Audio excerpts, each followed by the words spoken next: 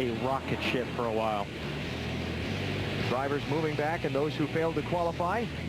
4 drivers unable to even take a shot at qualifying when the time trials were rained out here on Friday. Hey, Casey Mears won yesterday. He is on the outside.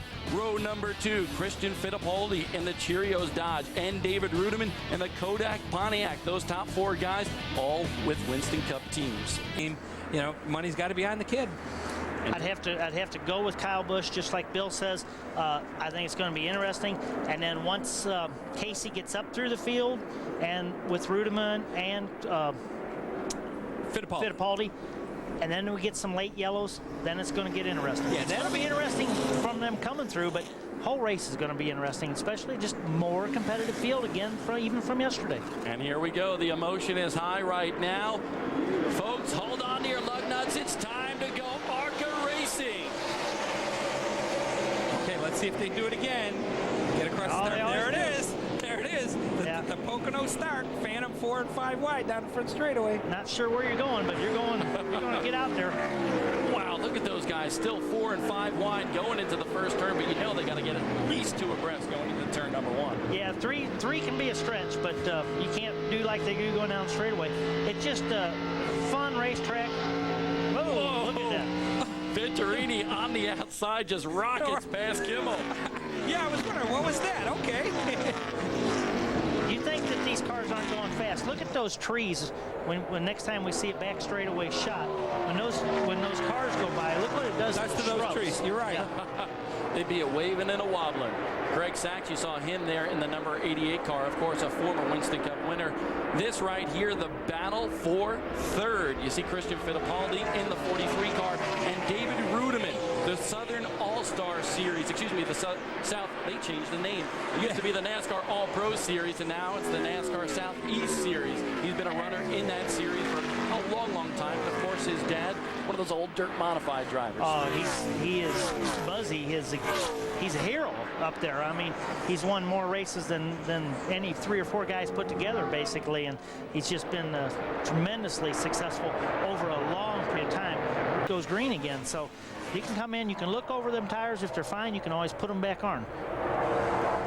There is Reutimann right behind the 43 of Fittipaldi, trying to look to the inside of him. And David's first trip around this racetrack was this weekend, and he said heading down into turn number 1 for the first time was, oh my gosh. That's what you call the pucker factor. The sphincter factor, right? There goes Reutimann. He moves by Fittipaldi for the second spot. David's one of those talented guys that we're going to see a lot of in the upper echelons of NASCAR, aren't we? David's been doing a tremendous job in Joe Nemechek's Busch Grand National equipment, and he had a real good test in the Kodak car at Indianapolis. I think they're going to run him up there. So, yes, David's going to be around for a while. In fact, the Morgan-McClure team wanted to run him here, but David said, I've never been to Pocono before. I really don't want to try the Cup Series at Pocono for the first time. Don. Hey, thanks for having me. I just wanted to report on the 4 car, David Reutimann, and the 87 of Kyle Busch. Both were on pit road. As you know, the 4 car took a ½ pound of air out of the right rear, track bar down a half round as well. 4 tires. They did take 4 tires and fuel. They were a little loose off, hoping they cured that. The 87 car made an air pressure adjustment. He was a little tight and looked like fun. Third place, David Reutimann. He is way back, but David learning, gaining a lot of experience out here in that Kodak number 4. Well, most definitely. Like I said, he was at the Brickyard, tested, ran real good. I think it shows a lot of maturity on his part to tell the Kodak team that, listen, let's let me run the Arca race up there instead of throwing me in the Cup race and get some laps, because this is a tricky little place to drop into the first time. Kyle took to it very good. Little place? Yeah. 2.5 miles for a little place? Yeah. A little place with long straightaways. I asked David about his plans for the rest of the year, and he doesn't know a lot right now. He knows he's going to run the Brickyard for the Winston Cup Series and that team, and then he knows he is going to run the Busch Series event at Michigan for Joe Nemechek. It's A.J. Hendrickson in the second spot. Those cars sort of look alike, but Hendrickson in the 17 car, but there goes Sachs. Shelby Howard has been on pit road. They are trying to restart that car, but are having trouble after he spun out on the the racetrack and bring out the caution. Yeah, well, it looks like, you know, when we saw the replay there, Billy Venturini gained on him so quick through there and nothing happened during the spin that would cause him engine problems. So pretty sure that they had an engine problem going into the tunnel turn, and that's why Billy got the back end of it. And here's something pretty interesting. You pointed out in the break, David Reutimann, who just moved in to the second spot, he beat Kyle Busch off of pit road again. Well, you know, that's the A team for the Kodak team, and that's a good C team. Yeah, it's a good team, but it'll be one that needs more practice, and they will be fine. The top 5 right now is Greg Sachs, David Reutimann, Kyle Busch, Casey Mears, and A.J. Henriksen. 6th is Jason Jarrett. So Jason rebounding after a tough run and engine problems yesterday. There is the 67 car. He has some damage on the right side of that car after that hit with Jimmy Henderson. But it's not seems to be affecting the car. Actually, with the way the side is flat-sided in the center and pushed out in the back, that's a little downforce on the side. It could be a little bit better for him. Not going to fix that, huh? That's not the way you want to do it, though. Yeah. Sachs is really impressing me here. Of course, a Long Island native. I'm from Long Island. I used to watch him run the 18X modified at Islip Speedway, but kind of dodging a little bit on the backstretch, trying to break the draft. Well, yeah, and what he did is he kind of swung to the inside. So David, if he was going to do it, he was going to have to go to the outside, because you don't. The inside's preferred groove down in 3. But I think David's going to get her done down this front straightaway, or at least going into turn 1. He's got a push from Kyle Busch there and Casey Mears. 3 of them lined up in this long straightaway. You get quite a bit of draft down there. And that 88 car is, you know, we were talking, is that a Dale Jarrett car? It's a Dodge, so it can't be. Yes. Definitely not an Dale Jarrett. And right there, I think you saw the power of the Cup Boys engines out here over a Greg Sachs car. Yeah, I don't know whose engine Greg has in, but these 3 cars here with all strong Winston Cup ties, you would think they would be 3 of the better engines in the field. Don's down there. He probably maybe have more in that for us. Oh, well, maybe a little bit more. I did want to point out on the 88 car, I talked to Greg Saxon. He says that is definitely an ex-Robert Yates Dale Jarrett car. All they did was cut off the front nose and the back panels and turn the Ford into a Dodge. That's what he told me. You know, I was just going to say, the only way that could be a Dale Jarrett car is they cut off the front nose and the tail. The deck lids are the same, the roofs are the same, the hoods are the same, because of this new common template rule we've gone to. And technically, you know, like we built a 2003 Chevrolet, and the deck lid didn't quite fit right. And they said, well, did you put a Dodge deck lid on? And I said, what? And they said, no, you got to run a Dodge deck lid to make it fit all the templates. And that's why we call him Arca Don, because he knows all. He knows all. Yeah. Well, and, you know, we knew the numbers looked the same, so we thought it had to be close. Just the Dodge Ford thing had us messed up a little bit. How about David Reutimann right now, opening up a little bit of an advantage over Kyle Busch, who's running 2nd. Yeah, he is. He's actually stretched it out just a little. Not exactly like they're leaving Casey either. Just closing in on the halfway point of the race. So 36 laps to go now. Reutimann trying to dodge down the front stretch a little bit, but here comes Kyle Busch pulling up on his back bumper. No more gap there, guys. No. Maybe a little. You know, with these turns, so much difference between the 3 turns. A lot of times, one car will be better entering one turn or exiting one turn. The other guy don't have advantage here now. Kyle's looking to the outside going into the tunnel, but decides maybe that won't work. That's not the preferred place to be, is on the outside of the tunnel turn. 2 young guys dueling it out here at Pocono.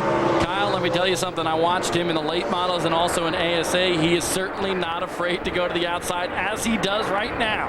Coming off a 3. Actually, he's got a little more. He's actually keeping the 4 car pinched down coming off the corner. Yeah. Man, he must have had to really feather the throttle there coming around that corner to the front stretch. Well, yeah, and his car really handled good through 3, too. Plus, he was the one that held his breath and drove her in there on the outside. So.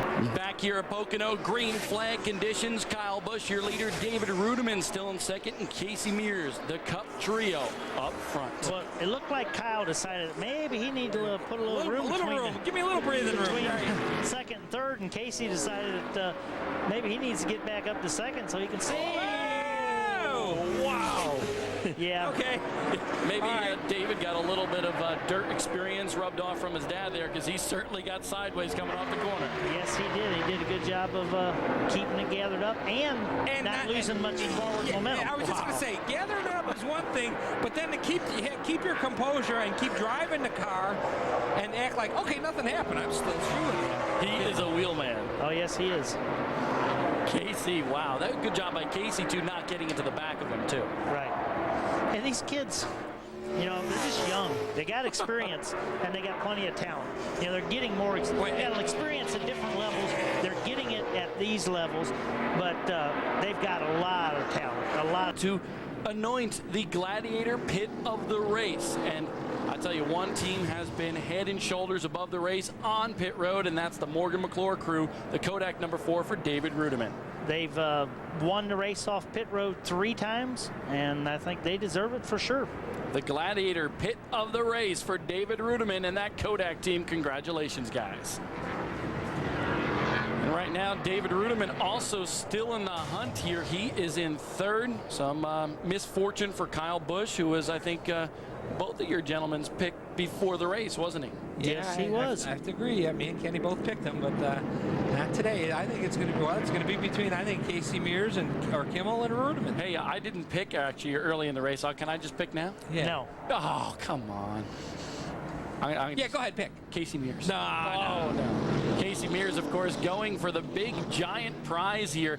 He won yesterday, so if he wins... Table seat time here. Oh, we definitely are. You know, we'd like to finish the 80 laps that we have here today. It's a 200-miler instead of 500, you know, in the Cup Series. But we know someday we'll be back here in Winston Cup, and, you know, it'll be a great showing then.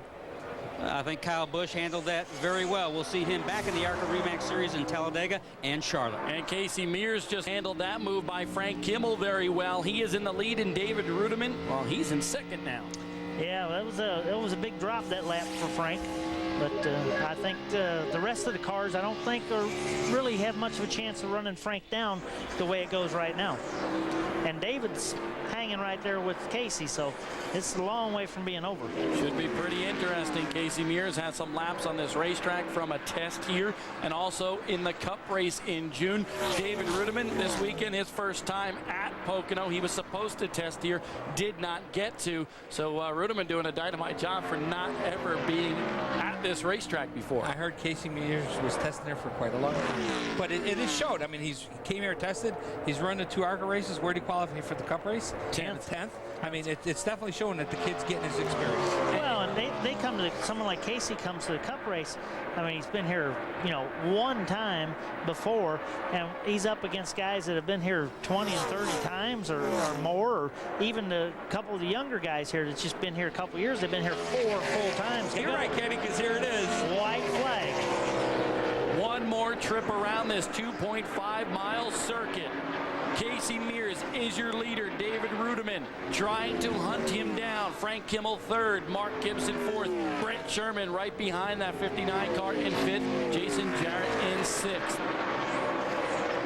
Okay, is he hearing a bunch of stuff, or is he just looking in his rearview mirror right now? I don't think he's doing either. He's looking forward, knowing that he's got 4 car lengths, and that's all he needs as long as he hits his marks. And David is on a mission. This is his last shot. He's got to get in there, try to get up underneath him, get him to wiggle. Can he do it? Trying to close in right now. Reutimann pulling up to the back bumper of the Target Dodge. Don't think he's going to do it, guys. Casey Mears wins the double here at Pocono. With David Reutimann, who I'm thinking is a very happy David Reutimann, runner-up finish in your career first ARCA Remax Series start. What'd you learn today? I made a lot of mistakes, but the guys with the Kodak Perfect Touch Pontiac, you know, they kept working on it. I blew our restart there one time and let Casey drive by us on the outside, and I pretty much decided to race there. But all the guys at Morgan-McClure Motorsports did a great job. You know, they worked hard. You know, they gave us a good car at the end. Car got a little tight when I could get right in behind Casey, and it shoved the nose on the last lap. But all in all, I think it was a pretty good day. Let's look quickly at your future. I understand you're going to make a Winston Cup attempt at the Brickyard? Yeah, we're going to go next week. We needed NASCAR wanted us to run the ARCA Remax Series here today, and to get some experience. And it's a great series, and I had a lot of fun. I hope I get a chance to come back. But we're going to go to Indy next week and attempt to make show. It's big for me, really big. Well, if he was in a test, I think he passed it today. Let's move right on over to Frank Kimmel. David Reutimann trying to get into the Brickyard 400 field and is unsuccessful. Just finished his time, 37th fastest, not quick enough to make the cut. And so Reutimann, who the racetrack put out a press release I thought was kind of cool, likened him to Ben Curtis, maybe someone that could come out of nowhere to make some headlines. In this case, he's missed the cut. And will not be around to play the final round on Sunday. So Jim Sauter will live for another day.